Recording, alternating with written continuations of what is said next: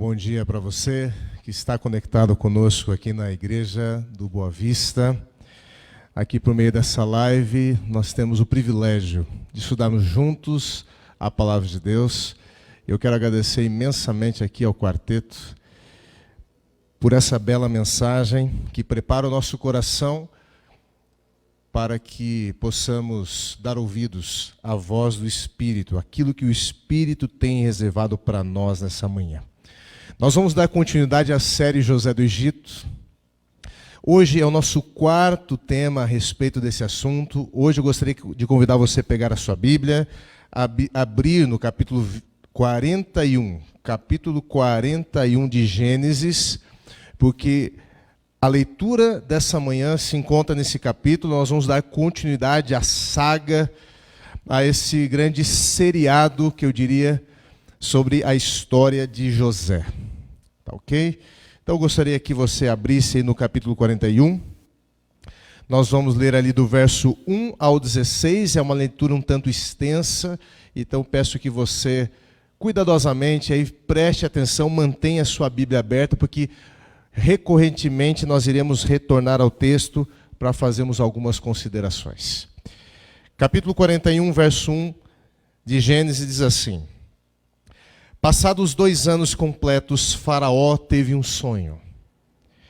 Parecia-lhe achar-se ele de pé junto ao Nilo. Do rio subiam 7 vacas formosas, avistas e gordas, e pastavam no carriçal. Após elas subiam do rio outras 7 vacas, feias de aparência e magras, e pararam junto às primeiras na margem do rio. As vacas feias, avistas e magras comiam as 7 formosas à vista. Então acordou o Faraó. Tornando então a dormir, sonhou outra vez. De uma só haste saíam 7 espigas cheias e boas. E após elas nasciam 7 espigas mirradas, secas pelo vento oriental. As espigas mirradas devoravam as 7 espigas grandes e cheias. Então acordou Faraó. Fora isto um sonho. De manhã, achando-se ele de espírito perturbado, mandou chamar todos os magos do Egito e todos os seus sábios, e lhes contou os sonhos. Mas ninguém havia quem interpretasse. Então disse a Faraó o copeiro-chefe: Lembro-me hoje das minhas ofensas. Estando Faraó muito indignado contra os seus servos e pondo-me sob a prisão na casa do comandante da guarda, a mim e ao padeiro-chefe, tivemos um sonho na mesma noite. Eu e o padeiro. E cada sonho com a sua própria significação. E achava-se conosco um jovem hebreu, servo do comandante da guarda. Contamos-lhes os nossos sonhos, e ele nos interpretou, a cada um segundo o seu sonho. E como nos interpretou, assim aconteceu. Eu fui restituído ao meu cargo, e o outro foi enforcado. Então Faraó mandou chamar a José. E o fizeram sair à pressa da masmorra, e ele se barbeou, mudou de roupa, foi apresentar-se a Faraó. E este lhe disse: Tive um sonho, e não há quem o interprete. E ouvi dizer, porém, a teu respeito, que quando ouves um sonho, podes interpretá-lo. Respondeu-lhe José: Não está isso em mim, mas Deus dará a resposta favorável ao Faraó. Então agora nós vamos pular um pouquinho. Verso 25. Então lhe respondeu José: O sonho de Faraó é apenas um. Deus manifestou a Faraó o que há de fazer. As 7 vacas boas serão 7 anos, as 7 espigas também 7 anos. O sonho é um só. As 7 vacas magras e feias que subiam após as primeiras serão 7 anos, bem como as 7 espigas secas pelo vento oriental também são 7 anos, mas são 7 anos de fome. Esta é a palavra que acabo de dizer a Faraó, que Deus manifestou a Faraó, que ele há de fazer. E eis aí vem 7 anos de grande abundância por toda a terra do Egito. Seguir-se-ão 7 anos de fome, e toda aquela abundância será esquecida da terra, e a fome consumirá a terra, e não será lembrada a abundância na terra. O sonho de Faraó foi dúplice, porque a coisa é estabelecida por Deus, e Deus se apressa a fazê-la. Agora, pois, escolha Faraó um homem ajuizado, sábio, coloque ele sob a administração da terra do Egito. Faça isso, Faraó, e ponha administradores sobre a terra, e tome a 5ª parte dos frutos da terra do Egito, nos 7 anos de fartura. Ajuntem os administradores toda a colheita dos bons anos que virão. Recolha o cereal debaixo do poder de Faraó, para mantimento nas cidades, e o guardem. Assim, o mantimento será para abastecer a terra nos 7 anos da fome que haverá no Egito, para que a terra não pereça de fome. E eu quero ler mais um trecho aqui do verso 37 com você. O conselho foi agradável a Faraó e a todos os seus oficiais. Disse Faraó a seus oficiais: acharíamos porventura homem como este, em que há o Espírito de Deus? Depois disse Faraó a José: visto que Deus te fez saber tudo isso, ninguém há tão ajuizado e sábio como tu. Administrarás a minha casa, e a tua palavra obedecerá todo o meu povo. Somente no trono eu serei maior do que você. Amém? Que leitura, que história. A vida de José, ela é marcada por uma vida de traições e injustiças. O 11º filho de Jacó, filho da mulher amada, Raquel, foi vendido pelos seus irmãos aos 17 anos. Quero relembrar você um pouquinho daquilo que nós já conversamos em outros encontros. Foi vendido aos 17 anos para uma caravana de nômades, mercadores que estavam indo em direção ao Egito. Lá foi vendido como escravo para um oficial, o comandante da guarda do faraó, Potifar. E na casa desse oficial foi assediado pela esposa do seu senhor, do comandante. E ali depois caluniado por essa esposa, por essa mulher. E devido a essa acusação, essa tentativa de estupro, essa era a acusação, foi levado então para a prisão, onde ficou aproximadamente 3 anos. Ou seja, o capítulo 40, ele termina exatamente aqui. Quando José havia sido levado para a masmorra. Lá ele conhece dois oficiais, 2 cortesãos, duas pessoas responsáveis por uma parte importante da corte. A alimentação do rei, a bebida do rei. Foi levantado, e nós conversamos sobre isso no último encontro, foi levantado então uma investigação, foi aberto um inquérito, foram presos então, enquanto a investigação estava correndo, para que as provas não fossem ali destruídas, e ali eles permanecem e têm o privilégio de conhecer a José. Tiveram sonhos. José interpreta os sonhos. E José deixa bem claro para o copeiro: lembra-te de mim quando entrares no reino de Faraó mais uma vez. Mas a Bíblia conta no finalzinho do capítulo 40 que o copeiro-chefe não se lembrou de José, porém dele se esqueceu. E aí o capítulo 41 diz: passados 2 anos completos. Passados 2 anos depois do episódio da interpretação do copeiro e do padeiro. Então, ao todo, foram 3 anos nessa masmorra. Então, quando nós olhamos para a cronologia dos fatos, ele sai aos 17 anos de casa. Ele fica aproximadamente 10 anos na casa de Potifar. Depois, mais 3 anos na masmorra. 13 anos. Agora José estava com 30 anos de idade. 30 anos. 13 anos distante da sua família. E ali, provavelmente José já havia perdido todas as esperanças de mudança. Todas as expectativas. Nós poderíamos esperar um José amargo, azedo, cínico para com as coisas da vida, porque é isso que muitas vezes a provação causa na vida de alguém. Não pense que as provações via de regra, transforma o coração. Algumas pessoas, diante da provação, ficam azedas, ficam amargas, negativas.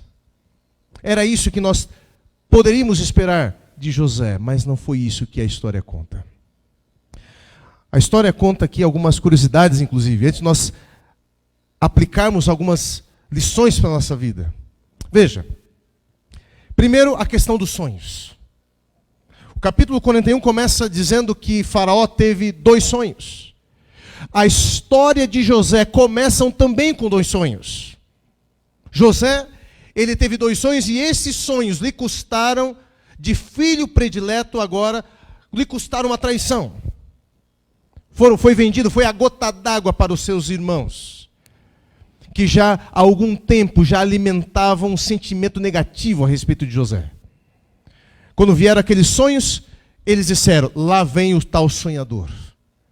E por causa daqueles sonhos, criou-se então uma ruptura de José e os irmãos. E ali ele é vendido. Nós encontramos novamente sonhos na história de José, quando o padeiro e o copeiro sonharam. Cada um sonho, 2 sonhos novamente. E agora, esses sonhos de Faraó. 2 sonhos novamente. Veja, o fato dele ter revelado o significado do sonho do padeiro e do copeiro não o impediram de cair no esquecimento. Até aqui, as experiências de José com sonhos não foram positivas. Porém, os sonhos de Faraó levaram José do anonimato à glória, do esquecimento para a visibilidade pública, da prisão ao palácio. E esse é o título da mensagem dessa manhã. Da prisão ao palácio. Bom, na história de José, conforme eu disse, os sonhos vêm aos pares. E aí, então, nós temos essa primeira curiosidade. Que quando os sonhos são introduzidos, temos que esperar que algo está para acontecer. Assim aconteceu no início da história. Assim aconteceu com o copeiro e o padeiro. Assim agora irá acontecer com José. Mas não são apenas os sonhos que marcam uma espécie de um sinal de transição nessa história dramática, mas as vestes. Observe, ele foi chamado para comparecer diante de Faraó e novamente as roupas irão aparecer como um fator de mudança nessa história comovente de José. No capítulo 37, verso 23 e 32, os irmãos de José arrancaram-lhe a túnica e depois enviaram ao pai. E ali a vida de José virou de ponta cabeça. No capítulo 39, as vestes de José foram arrancadas pela mulher de Potifar e apresentadas como prova de sua tentativa de estupro. Novamente, uma reviravolta. Agora no capítulo 41, verso 14, a mudança de roupa indica que sua vida irá mudar de forma dramática, de forma sem precedentes. As roupas na Bíblia, portanto, amigos, carregam um simbolismo.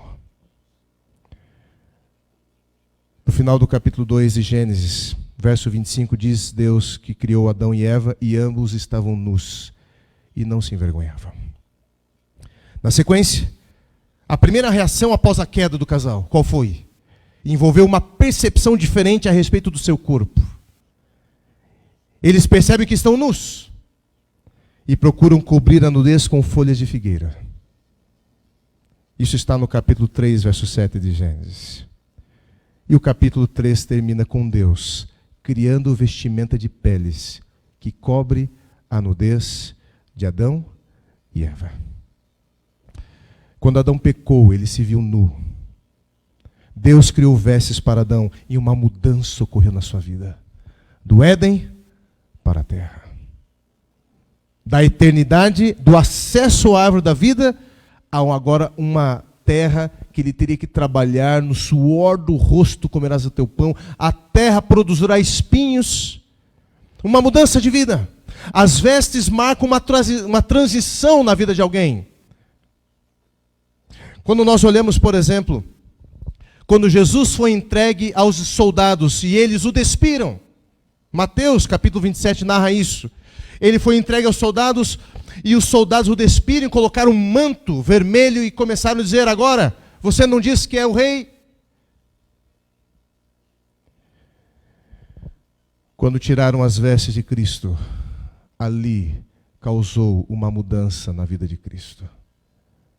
De mestre para substituto do homem. Estevão, as vestes de Estevão colocadas nas mãos de Paulo. As vestes marcando novamente uma transição. No livro do Apocalipse, na visão dos glorificados, no capítulo 7, os salvos são vistos com vestes brancas, que marcam o quê? Uma mudança nas suas vidas, uma mudança de status. Muitas pessoas me perguntam: pastor, é importante nós cuidarmos da nossa aparência? Na Bíblia, as vestes, elas mandam uma mensagem. Elas revelam qual é o seu status. Na Bíblia, as vestes, elas descrevem o teu caráter.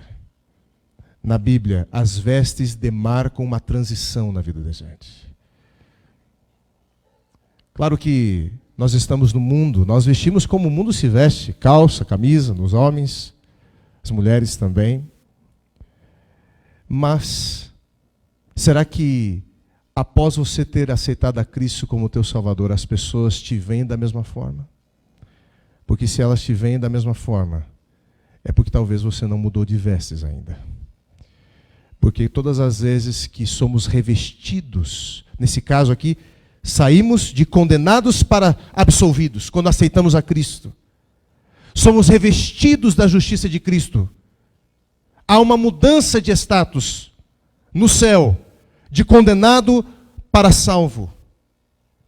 E o que acontece na prática aqui? Também há uma mudança dramática na nossa vida.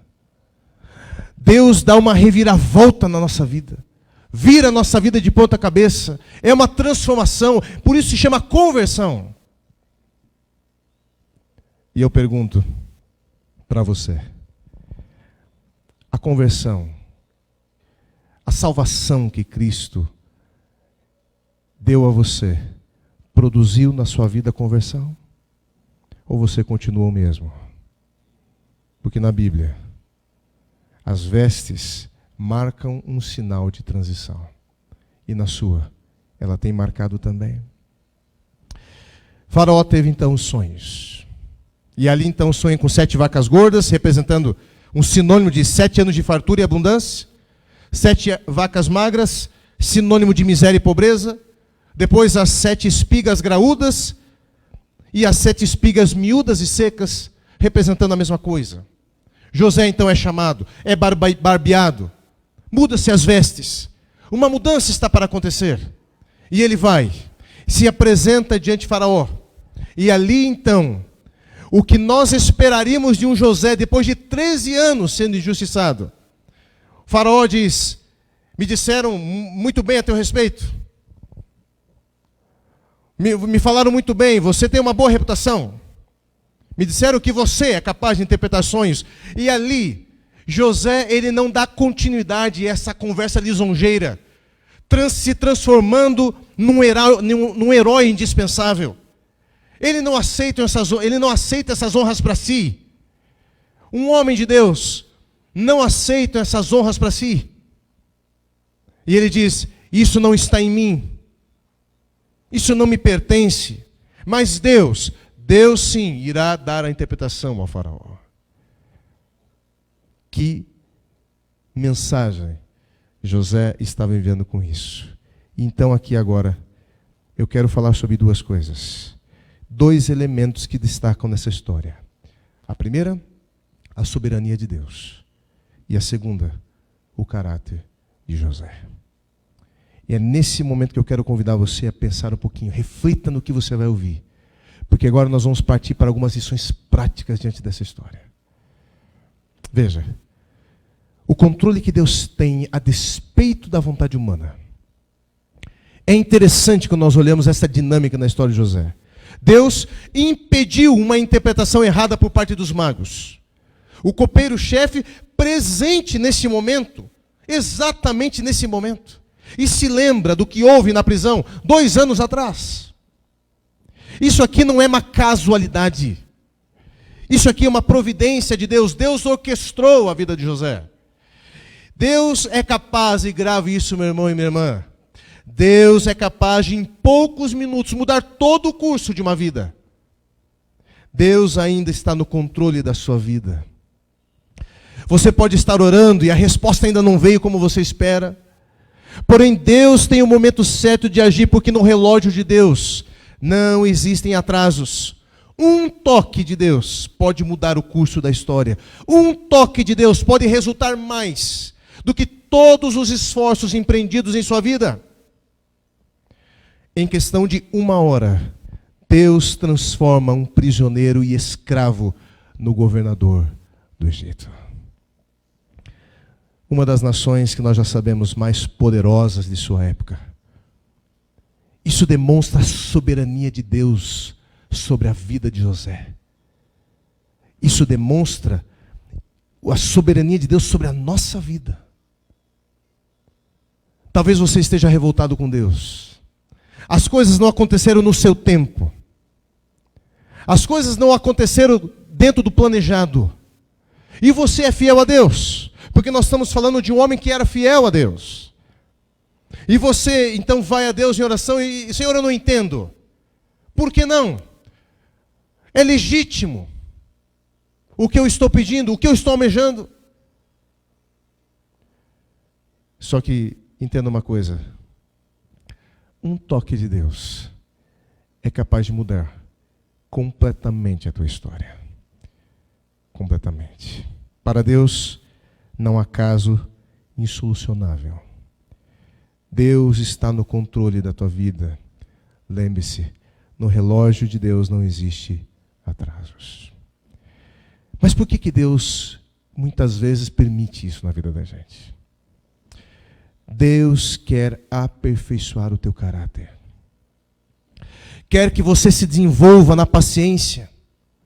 Falamos disso no encontro passado. Quando esperamos, nosso caráter é fortalecido. Quando esperamos, é que desenvolvemos a paciência e a dependência de Deus.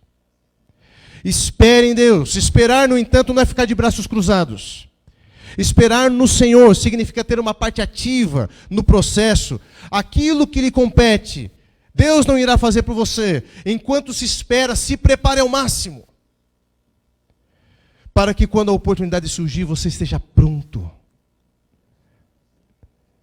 Veja, Deus age de forma diferente de muitos de nós. Veja, a gente se prepara quando a oportunidade aparece. Deus não age assim. Deus quer que você esteja preparado quando ela surgir. José não se prepara quando ele é colocado no cargo de administrador da terra do Egito. José, ele foi preparado ao longo dos 13 anos para assumir aquele cargo. E isso me lembra algo. Ser fiel no pouco, sobre o muito, te colocarei. Essa frase, Jesus, não diz respeito apenas à vida eterna. Ser fiel nessa vida e sobre a vida eterna eu vou te colocar. Ela tem uma aplicação para esta vida também. Ser fiel nas pequenas coisas desta vida. E eu te colocarei sobre as grandes coisas desta vida. O problema é que nós queremos ascender rápido, nós queremos ser conhecidos, nós queremos ser honrados. E nós não queremos pagar o preço do preparo. Queremos receber as honras, mas não queremos pagar o preço para administrar, para estar à frente daquele cargo, daquela profissão. Quantas pessoas, eu tenho conversado com muitos jovens, tem uma jovem dentro de casa, minha filha, Dona Isabela.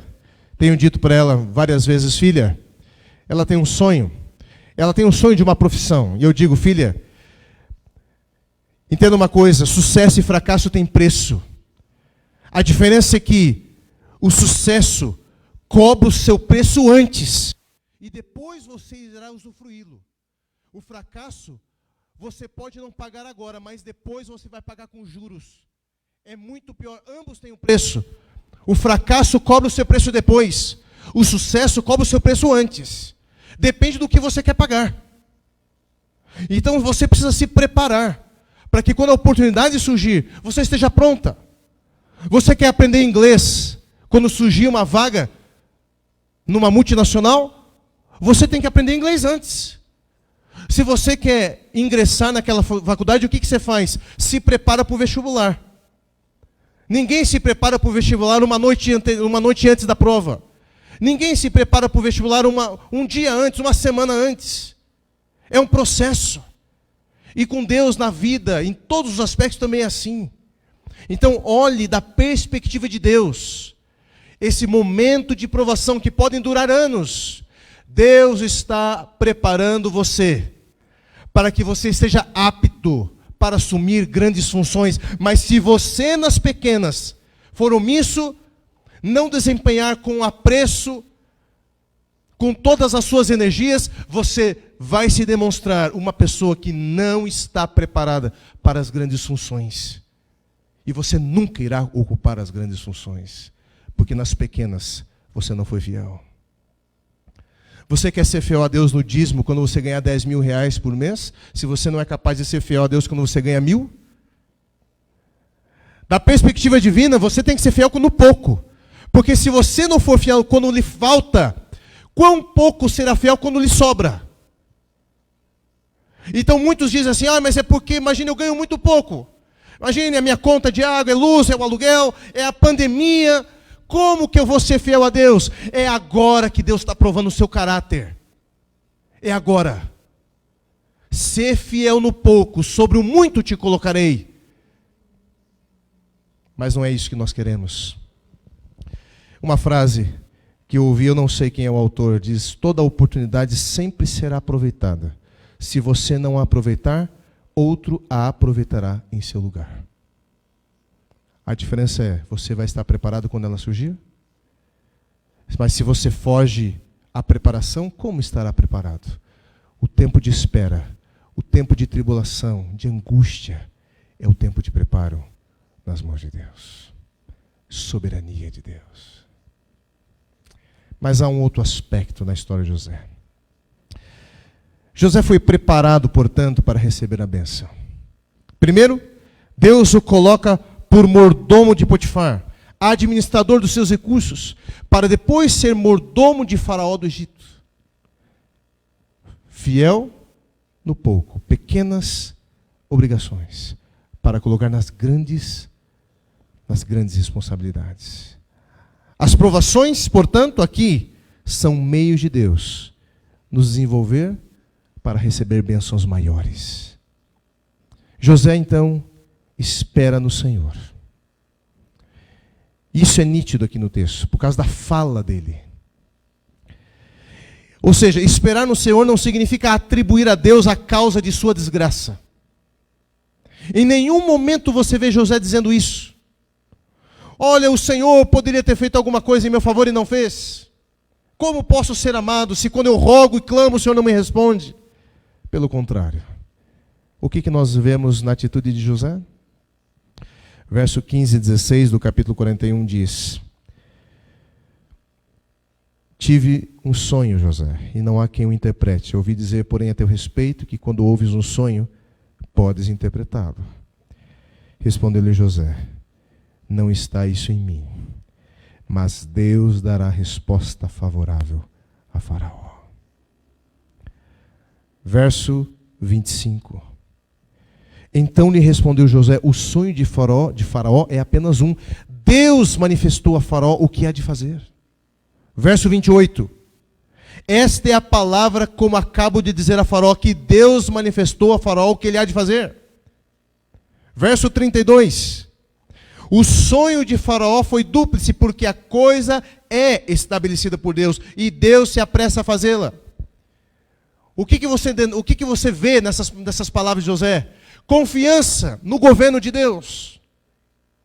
Confiança, mesmo quando todas as circunstâncias ao redor pareciam dizer que ele estava abandonado por Deus. Isso é esperar. Esperar com confiança. Ele não está magoado com Deus pelos infortúnios da vida. Ele crê que, apesar dos problemas, Deus está exercendo os seus propósitos. Apesar de ser um prisioneiro. E ele não deixou de ser um escravo de Potifar por estar na masmorra. Ele não deixou de ser, ele continuava sendo. O próprio texto diz, o copeiro diz, olha, Faraó, eu estive lá na casa do comandante da guarda. O comandante da guarda era Potifar. E lá estava o servo do comandante da guarda. E ele revelou o sonho. Ele continuava sendo escravo. 13 anos como escravo. Mas agora o seu status irá mudar. Irá ser o chefe daquele que era o seu Senhor. Que mudança. Aqui, amigos, se José tivesse feito algo que maculasse a sua reputação, se alguma coisa ele tivesse feito errado, não tivesse confiado em Deus ao longo dos 13 anos, o que aconteceria quando o faraó reunisse o seu conselho para definir quem seria o administrador? Quem seria essa pessoa? O ajuizado.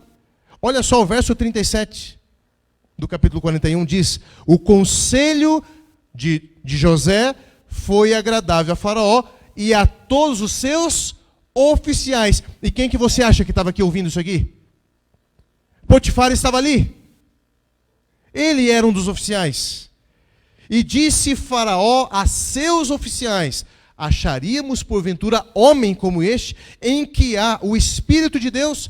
Se José tivesse feito algo que maculasse a sua reputação, tivesse aceitado os assédios daquela mulher, Potifar teria se levantado aqui agora.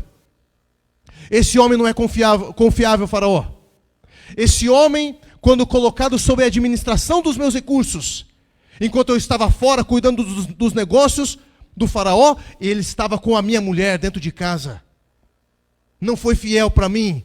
Se ele não foi fiel para mim, não será para o Senhor, não será para o Egito. Era isso que teria acontecido com José, se ele tivesse aceitado as insinuações daquela mulher. Agora, no conselho dos oficiais, Potifar se levantaria contra ele. Potifar não se levanta, sabe por quê? Porque ele não acreditou na própria mulher. Ele acreditava na inocência de José. O que você faz quando você está diante da provação? O que você faz? Quando nós estamos diante da provação, nós roubamos a Deus nos dízimos das ofertas.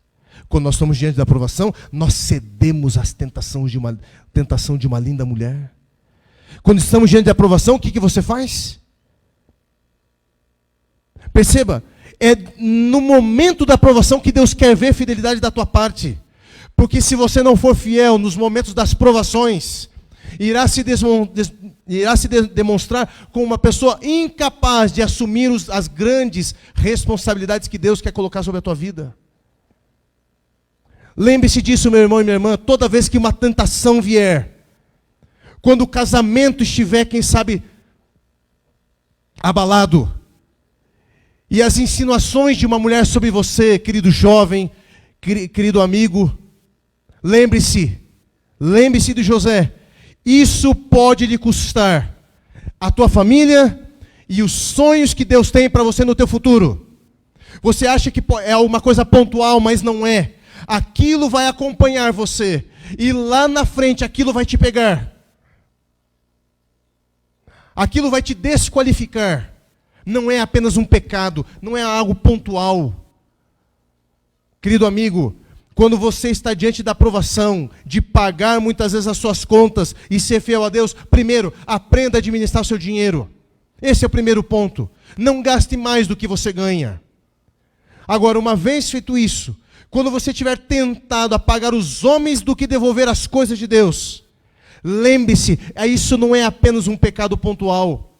Isso não é apenas um pecado feito nas quatro paredes. Isso vai macular a tua imagem e desqualificar você para coisas especiais que Deus gostaria que você exercesse. Mas existe uma história dentro da história. José, após condenado, foi exaltado à destra de Faraó. Quem é aquele que após sua condenação foi exaltado à destra de Deus? José começa o seu exercício público aos 30 anos de idade. Olha o verso 41 do capítulo 41, olha ali comigo. Verso 41. Disse mais a Faraó a José: vês que te faço autoridade sobre a terra do Egito. Não é esse verso, desculpa. Verso 46. Diz o seguinte: era José da idade de 30 anos quando se apresentou a Faraó, rei do Egito, e andou por toda a terra do Egito. E qual era a idade de Cristo quando ele começou seu ministério? 30 anos. O conselho de Faraó para o povo foi um dos mais sábios conselhos registrados nas Escrituras. Verso 55 diz assim: sentindo toda a terra do Egito a fome, passou 7 anos de abundância, vieram 7 anos de fome.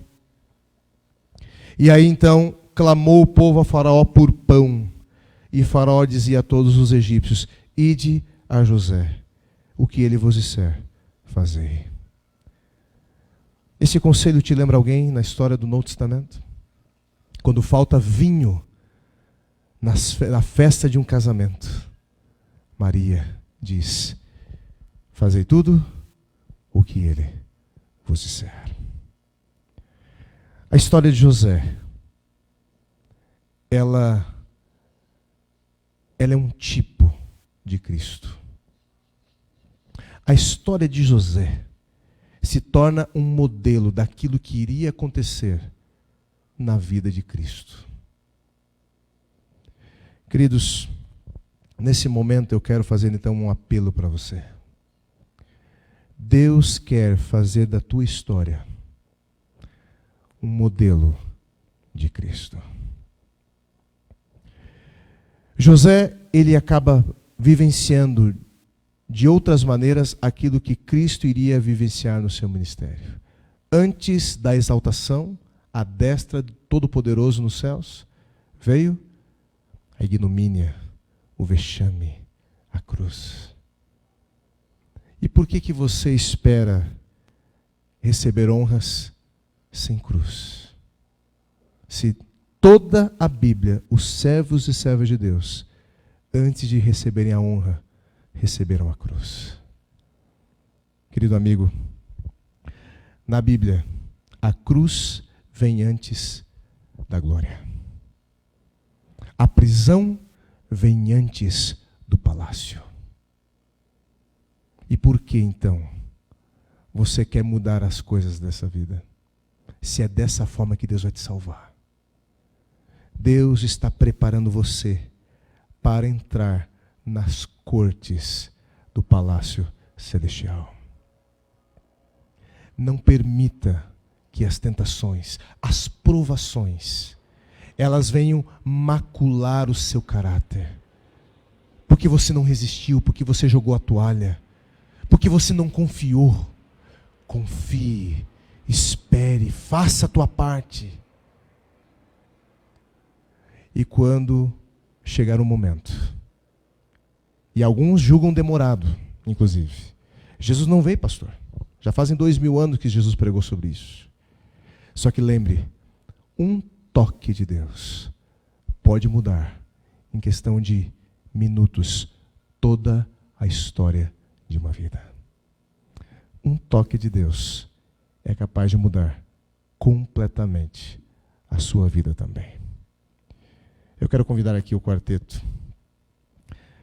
Eles vão cantar uma música. Eu quero convidar você aonde você está. Aonde você estiver. Seja na cama, no sofá, no carro, na cozinha, na sala, não importa. Com a família, sozinho. Eu quero convidar você a depositar agora as tuas confianças em Deus. Senhor, ajude a confiar. Não apenas quando as coisas vão bem, porque quando as coisas vão bem é fácil confiar. Deus quer que você confie quando as coisas não vão bem. E peça a Deus: Senhor, me dê um coração submisso, que eu não me torne uma pessoa amarga, uma pessoa cínica, que eu olhe para as provações e veja a sua soberania agindo, mesmo com o pecado dos outros me afetando, mesmo com o pecado do mundo me acossando. Tudo isso o Senhor pode estar convertendo para transformar a minha vida, até mesmo o pecado dos outros sobre você. Deus o utiliza e converte em bem para você. E esse é o momento do apelo, onde você e eu precisamos depositar o nosso coração diante de Deus. Senhor, me ajuda a ser submisso, a confiar na sua soberania, a não me tornar uma pessoa amarga e saber que o Senhor, com apenas um toque, pode mudar a minha vida.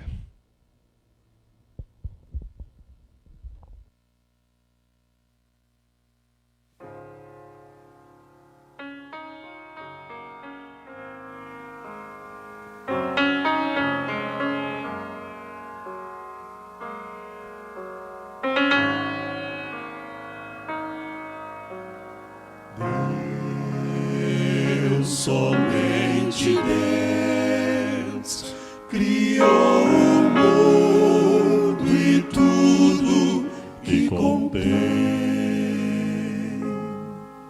do magnífico ao comum, a glória que reluz pertence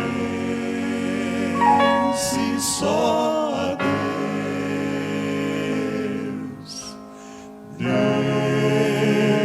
Somente Deus é a verdade pura, milenar.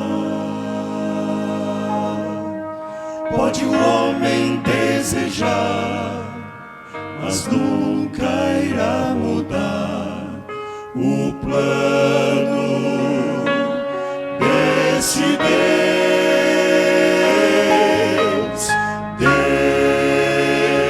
Somente Deus tem o poder do trono universal.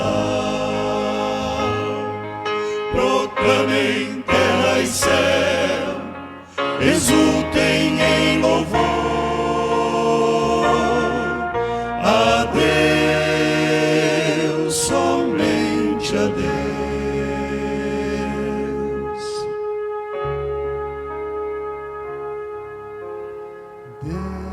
Deus, somente Deus, será o gozo do eterno lar, sem tristeza e sem pesar, viveremos para louvar a Deus, somente a Deus.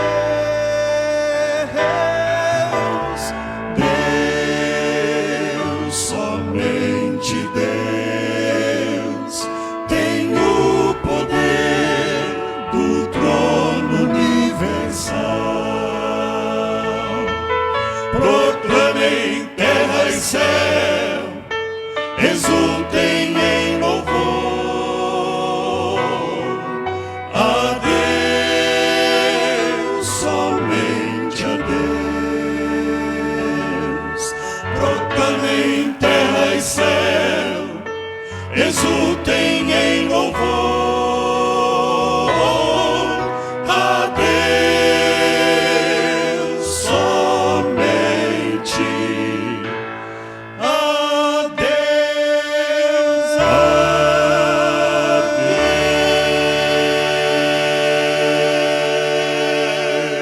Deus. Amém, irmãos. Só Deus tem poder suficiente para transformar até mesmo as injustiças cometidas contra nós em bênçãos que vão desenvolver o seu caráter e preparar você para o posto de honra que Deus quer que você, em que você esteja. Deus quer que você ocupe. Eu quero convidar você então a fechar seus olhos e vamos orar a Deus. Grande Deus, obrigado até mesmo pelas dificuldades. Obrigado a Deus até mesmo pelas injustiças. porque através da sua misteriosa soberania, o Senhor é capaz de transformar as injustiças cometidas contra nós em bênçãos.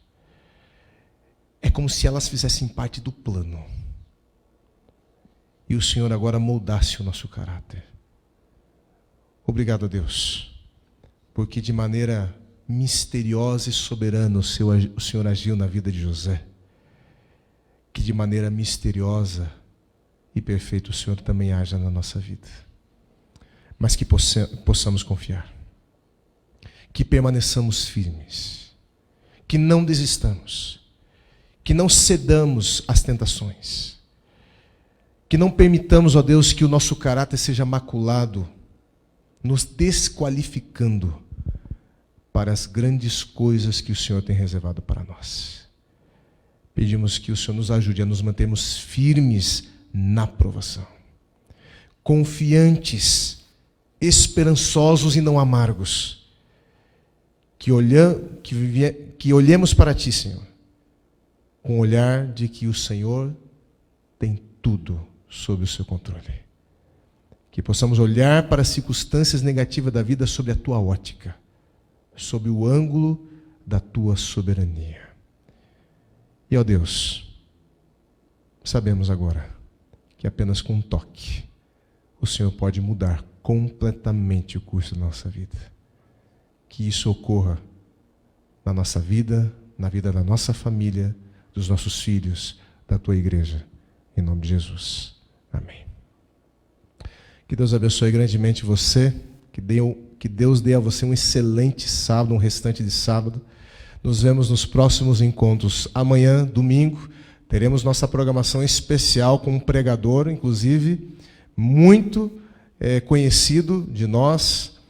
E eu acredito que você vai gostar muito de estar conosco por meio da live.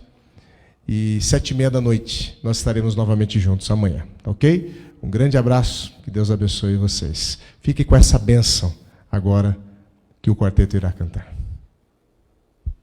A